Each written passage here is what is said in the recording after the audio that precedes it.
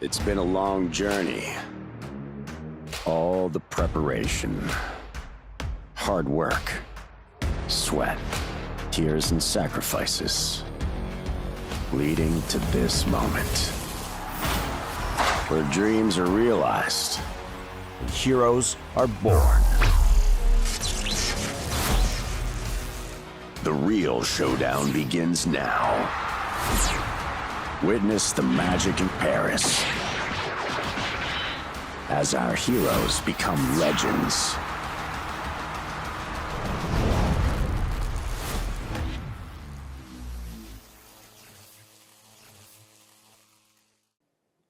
Welcome to Badminton Weekly with me, Jasmine Lim.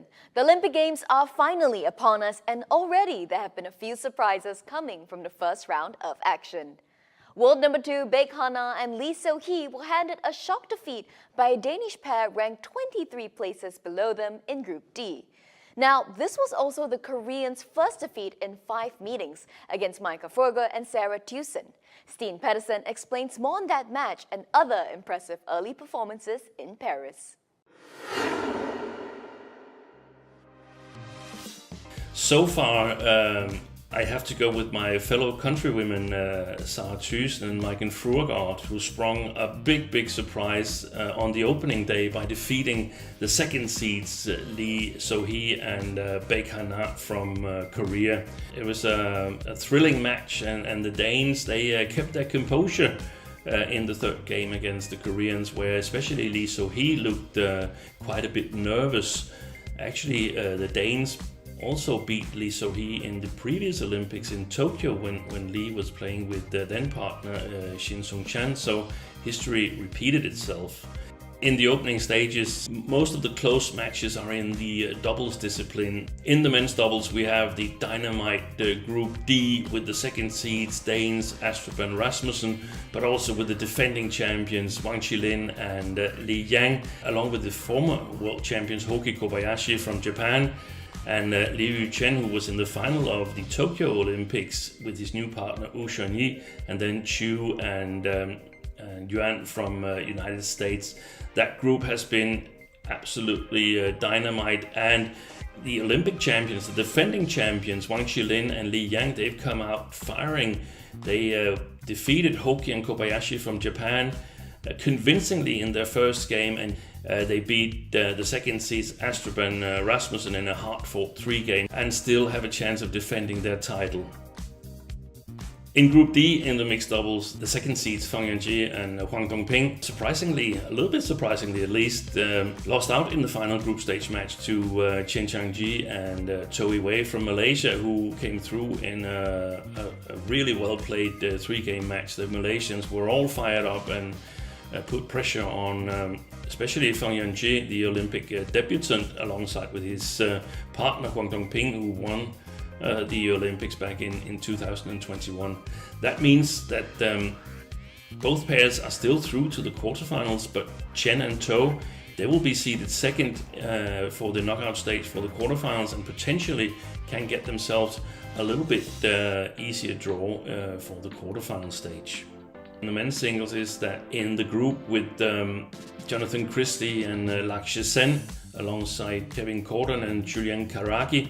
Kevin Corden, the semi-finalist from 2021, has withdrawn after losing the first match to Lakshya Sen. That means that Jonathan Christie and Julian Karaki will play one match less than Lakshya Sen. So having seen Olympic badminton, we've gotten a little bit wiser, I think, in terms of who looks in great shape. In the singles disciplines, it's still really difficult to judge the actual form of the players, because the top players are still to be tested. They've played some opposition, some lower ranked opposition, and we need to see them against equal opposition, and that will most likely happen at the knockout stage. In the mixed doubles, Jiang Siwei and Huang Yachong, they look amazing in their group matches. So have the reigning world champions Seo Seung-jae and Che Yu-jung. Looks like the favorites in the mixed doubles. In the women's doubles, also the top seeds Chen and Jia from China have looked really strong in the opening stages. And I've also been impressed by Nama Matsuyama and Chiharu Shida. They might be good bets for Olympic medals. Obviously, Chen and Jia, the favorites to win the gold. In the men's doubles, I've been particularly impressed by Li Yang and Wang Qilin in the two opening matches. I got a little bit concerned for Wang Qilin, who at some points in the match against Astrup Rasmussen made a number of errors. So let's see if they have the stamina. They have a very tough group, a very tough road forward, but there is a chance that they could defend their Olympic gold medal from Tokyo. Apart from that, the winners of the pre-Olympic tournament, Rankireddy and Shetty, looks good in my opinion. The playing conditions with a little bit slow shuttles and quite a lot of drift in the arena, I think that fits the Indians perfectly well. Outsiders, in my opinion, is Alfian and Adianto from Indonesia. They've played quite well lately and nobody has really talked too much about them. So if their compatriots in men's singles players or women's singles take a little bit of the pressure off them, then they might be a really dangerous dark horse in the men's double. The Olympics was a distant dream for Ashwini Ponnappa since her doubles partner Jwala Gutta retired. However, that changed when the 34-year-old decided to pair up with Tanisha Crasto last year. Now participating in her third Olympics, Ashwini tells us what it's like to be in the French capital. I'm very excited to be here in Paris, and upon arriving in Paris, I was very happy to have made it. It felt good to be back here, especially after French Open, and at that point in time we weren't too sure if we were going to make it or not.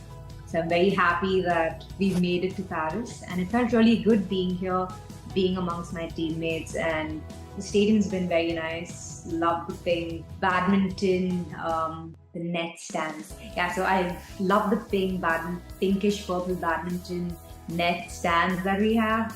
The pink purple shuttle box that each of us received for this tournament. I don't think I've ever received so many shuttles per person to practice at any tournament. So that was very exciting. And in general, the entire atmosphere is very different. The way the tournament is being conducted is very different from, of course, the French Open. So yeah, it's been a very good and interesting experience so far. And our first training session and going to the Olympic badminton arena was very nice. Tanisha and I had goosebumps because we were hoping we'd be back here for the Olympic Games. So when we entered the stadium, it reminded us of the French Open when we played at the venue. And we were really hoping against all odds that we'd make it, and it felt really good. So the two of us had goosebumps and we were very happy entering the stadium. When we arrived at the Games Village, all of us were very excited because it's always nice to enter the village. You're curious about what's going to be there, curious about all the players who are there. And I think it's got an energy which is unlike any of your other tournaments because you have athletes from across different sports. And the Olympics is one of the biggest multi-sport events for a lot of sports. So entering the village was definitely a lot of buzz, a lot of excitement, and we were very eager. And yeah, I think our eyes were going everywhere, trying to absorb everything that was happening at the village. For me, this Olympic Games is very, very different because I am a lot older than I was in the first two editions of the Olympic Games that I played, and also partnering Tanisha, who's way younger, and we're a fairly relatively new partnership. So it's very different. The whole journey has been very different. And when Tanisha and I started, the Olympic Games seemed so far away, and it wasn't like it was something that we could achieve. It seemed really far away, but of course it was always at the back of my mind that it would be great if Tanisha and I qualified for the Olympics and got a shot at fighting to do well here. So it was very different in that sense. Also, I'd say I think everything is different probably because this is my third Olympics now, so I also know what to expect in a lot of ways, and I think I'm a lot calmer this time. From an Olympic veteran to an Olympic medalist, Goh Liu Ying and doubles partner Chan Peng-soon went under the radar to win Malaysia's first medal in mixed doubles at the 2016 Olympics. Despite falling short of winning the gold, their success in Rio has had a positive ripple effect in mixed doubles in Malaysia. Goh Liu Ying, who was then ranked 8th in the world, did not expect to get very far in her second Olympic appearance. Plus, a last-place finish in the group stage in 2012 in London had made the Malaysian set more realistic goals for herself in Rio. The Olympic silver medalist is not my first target. My first target is just to qualify Olympics. So I'll do it step by steps. First to qualify first, and then step into quarter, and then just aiming for a medal. But I don't mind what color, but at least I have a medals. But after I know that I'm into final and I have a medal, I feel like I'm dreaming. So it's a life achievement for me. It's really amazing experience. Even though I qualified for 3 Olympics, but I only made 1 medal, I would say it's a surprise for me because mixed double is not a really famous event in Malaysia. So I'm happy that I made it. Winning the solitary medal in 3 Olympic appearances, Goh felt that she gained valuable experience and found certain aspects of her preparations vital to her success at the 2016 Olympics. Olympic, I would say, is the biggest podium for badminton. You will be in a very pressure environment. So like before Olympic Games, maybe 2 to 3 months before that, you will start to feel that. So for me, the most important thing is you have to get your mentally prepared. This is very, very important. You're gonna have to get yourself prepared from the physical wise, tactical, technique, and mentally. That's the most important. Once you reach the village, you have to get your mentally prepared. This year's Olympics saw some tough groups emerge after the official draw, especially in the women's doubles.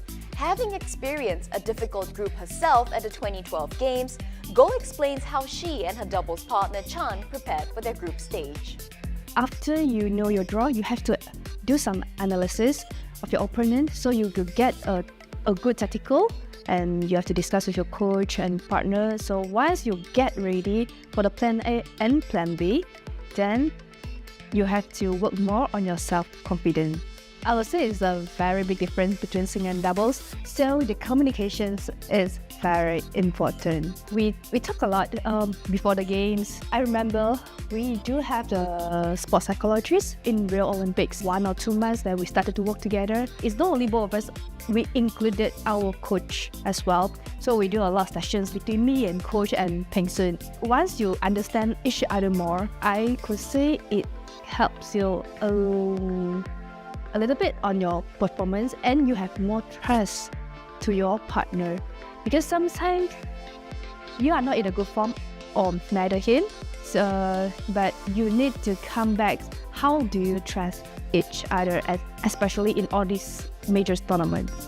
With the Olympics underway, Goh believes her compatriots are more than ready to tackle the challenges in Paris, but has one piece of advice for them.